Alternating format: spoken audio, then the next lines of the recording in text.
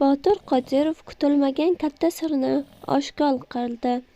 Assalomu alaykum hurmatli tomoshabin, kanalimizdan uzoqlashmang. Bizni yo'qotib qo'ymaslik uchun like va obuna tugmasini bosib ketishni unutmang. Sizni qiziqtirgan eng so'nggi, eng tezkor va eng ishonchli ma'lumotlar faqat bizning kanalda. Xonanda Botir Qodirov Sherali Jo'rayev otasi ekanligini isbotlash uchun DNK testini o'tkazilmaganligini ma'lum qildi.